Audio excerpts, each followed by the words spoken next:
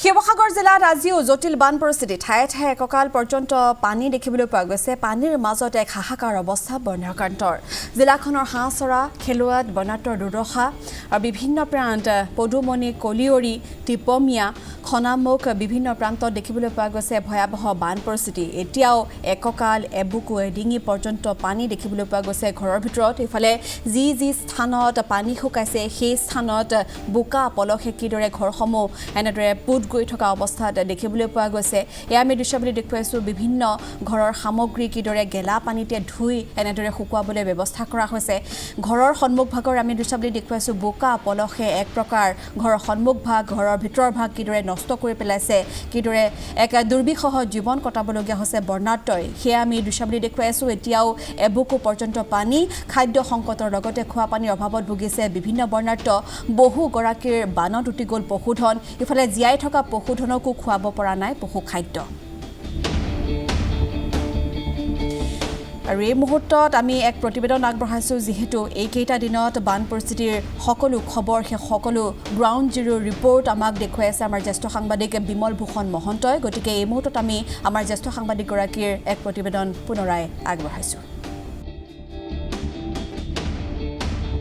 এই মুহূৰ্তত মই উপস্থিত আছোঁ শিমলুগুৰি আচলতে যিখন টাউন সেই টাউনখনৰ গাতে লাগি থকা এটা অঞ্চলত যদিও এখন টাউনৰ ভিতৰৰ এটা অংশ বুলি ধৰা হয় কিন্তু ইয়াতো এই প্ৰলয়ংকাৰী বানে এক বিধ্বংসী ৰূপ ধাৰণ কৰিলে এই মুহূৰ্তত পানী ওলাই গৈছে আজি সপ্তমটো দিন আৰু এই সপ্তমটো দিনত পানী ওলাই গৈছে যদিও এতিয়াও পলস চাওক চকীখন আধালৈকে যে পলসত সোমাই আছে এখন চোতাল পকী চোতাল আৰু ইয়াৰ ওপৰত এনেদৰে পলস পৰি আছে মই এটা ঘৰলৈ আহিছোঁ সেই ঘৰটো হ'ল মোৰ প্ৰাক্তন সতীৰ্থ নম্ৰতা পিয়ম আৰু তেওঁৰ এই বাসগৃহৰ কি অৱস্থা আছে কি অৱস্থাত তেওঁৰ পৰিয়ালটো মাক দেউতাক আছে আমি তাৰ কিছু খবৰ ল'বলৈ বুলি আহিছিলোঁ আৰু এখন তেওঁলোকৰ বাসগৃহ আৰু এই মুহূৰ্তত আমি বাসগৃহটোৰ ভিতৰলৈ সোমাই যাব বিচাৰিছোঁ আৰু তেওঁলোকৰ ঘৰখনৰ ভিতৰত এতিয়াও যিখিনি পলস আছে সেইখিনি অতি ভয়ংকৰ অৱস্থা এটাত আছে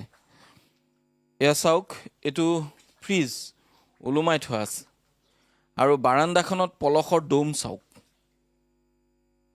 আমি ভিতৰৰ কিছু দৃশ্যাংশ দেখুৱাইছোঁ এখন বাৰাণ্ডা যেন ইয়াত বালিৰ দম এটাহে আছে আমি কিছু ভিতৰলৈ সোমাই যাওঁ ভিতৰৰ দৃশ্যাংশ আমি দেখুৱাবলৈ চেষ্টা কৰিম লগতে মই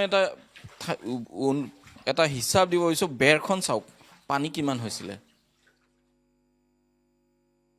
মই তাৰ উচ্চতাটো দেখুৱাবৰ বাবে মই কিছু আগলৈ আহিছোঁ আহি দেখুৱাম আপোনালোকক এইটো বেৰৰ উচ্চতা ইয়ালৈকে পানী হৈছে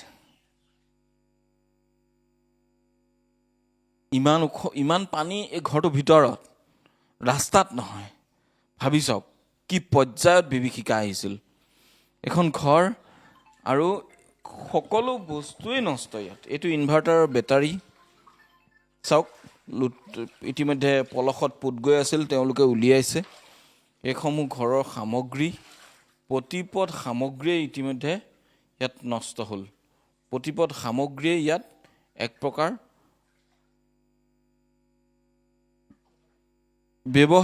পুনৰ ব্যৱহাৰ কৰিব পৰা পৰ্যায় এটালৈ নাই আমি কিছু আগলৈ যাবলৈ চেষ্টা কৰিম আগলৈ গৈ আগৰ আমি কিছু দৃশ্যাংশ আমি দেখুৱাবলৈ চেষ্টা কৰিম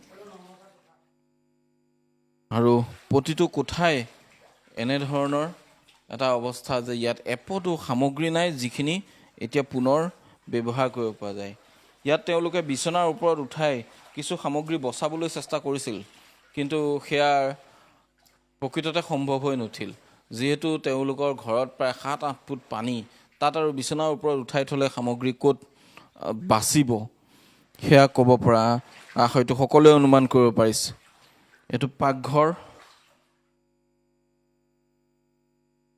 কুকাৰটো ওপৰত উঠাই থোৱা আছিল তাৰ ওপৰতো পলসেৰে পোত গ'ল কুকাৰটো চাওক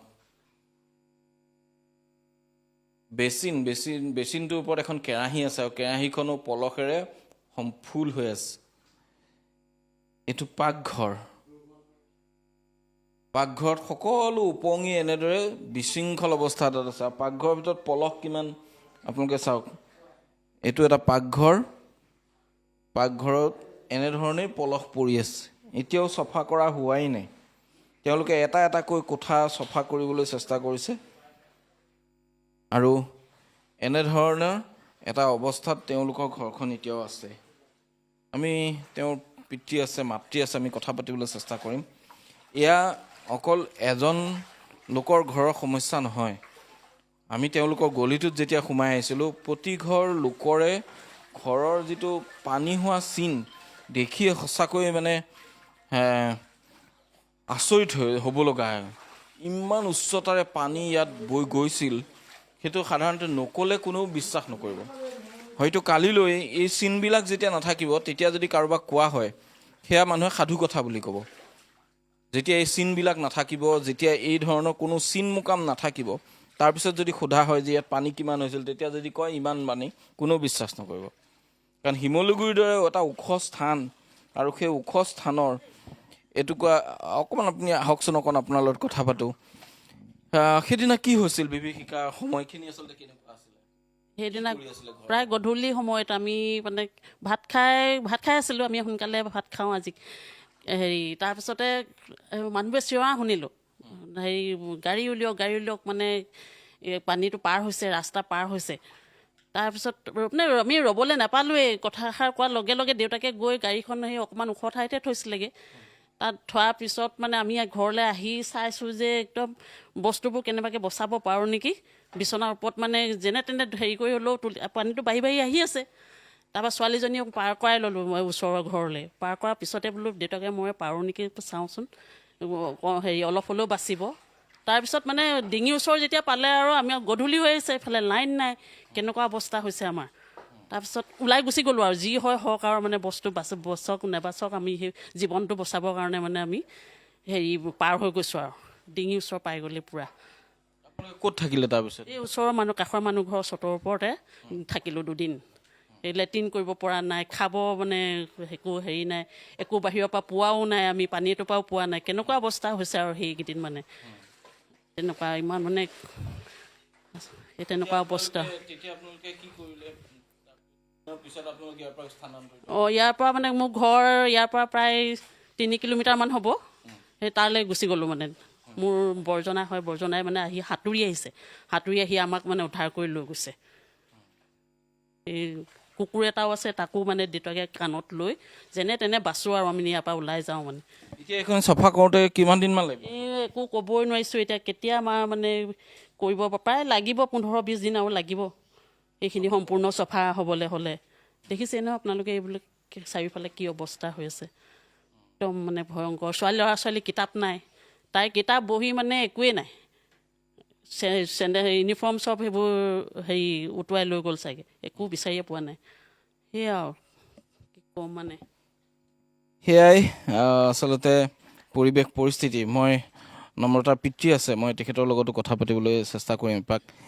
এতিয়া আটাইতকৈ ডাঙৰ সমস্যা হ'ল আপোনালোকৰ কাৰণে এইখিনি চফা কৰাটো। আচলতে আমাৰ চফা কৰাটো সমস্যা মানে বস্তুখিনি ওলাই নাযায় ইয়াৰ পৰা। ওলাই যাব হ'ল কি, পথাৰ আৰু ৰাস্তা আৰু আমাৰ চোতাল সমান হৈ গ'ল। এতিয়া ওলাই যাবলৈ একো ব্যৱস্থা নাই। যেতিয়ালৈকে দৰিকাখন নুশুকায় তেতিয়ালৈকে আমি ইয়াৰ পৰা পলস উলিয়াব নোৱাৰিম। সেইটোৱে চবতকৈ ডাঙৰ কথা হৈছে। আৰু প্ৰতি ঘৰ লোকৰে একেটা সমস্যা, কাৰো চোতালৰ পৰা আপুনি পলস উলিয়াব নোৱাৰে। আপুনিতো নিশ্চয় পাইছে যে চোতাল আৰু ৰাস্তা সমান হৈ গ'ল আমাৰ। সেইকাৰণে এতিয়া আমাৰ সেইটোৱে ডাঙৰ কথা হৈছে যে আমি এইখিনি নুলিয়ালে আমি ভিতৰৰ বস্তুখিনি উলিয়াব নোৱাৰোঁ। কাৰণ ভিতৰৰ পৰা উলিয়াবলৈ হ'লে এইখিনি ক'ৰবাত যাব লাগিব, এইখিনি ক'তো নাযায়। সেইকাৰণে আমি ভাবিছোঁ প্ৰায় এমাহ বা 20 দিন সময় লাগিব আমাক গোটেই এখন চাফা কৰিবৰ কাৰণে। কাৰণ মোৰ 2টা ছাইড দ আছিলে, সেই 2টা ছাইড পুতি পেলালে। মই যদি ভিতৰখিনি নহ'লে ইয়াতে সোমালে, কিন্তু সেইখিনিও পুতি পেলালে। সেই অৱস্থা আচলতে। ইয়াত পলসৰ যিটো আচলতে প্ৰলেপ আহিলে, এই প্ৰলেপটোৱে ইয়াত যিমান খাল বাম যিমান আছিল সকলো পুতি পেলালে। সকলো পুতি পেলোৱাৰ লগতে ঘৰৰ ভিতৰৰ যিটো পলসৰ লেয়াৰ, সেই লেয়াৰটোত একেটা লেয়াৰত ইয়াত খাল বাম সকলো সমান হৈ গ'ল। এতিয়া ঘৰৰ ভিতৰৰ পৰা গতিকে পলসখিনি বোৱাই পেলাই অন্য স্থানলৈ নিয়াৰ তেওঁলোকৰ বাবে ডাঙৰ সমস্যা হৈছে।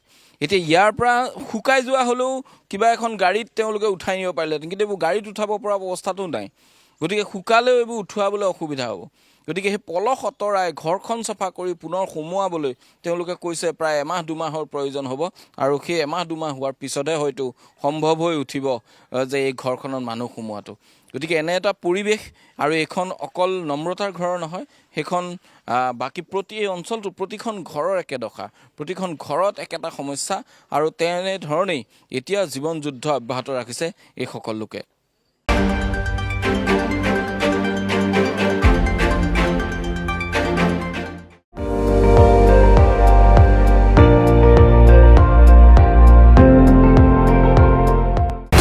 আপুনি চাই আছে ND24, সৰ্বশ্ৰেষ্ঠ নহয় সৰ্বোত্তমৰ দৌৰ।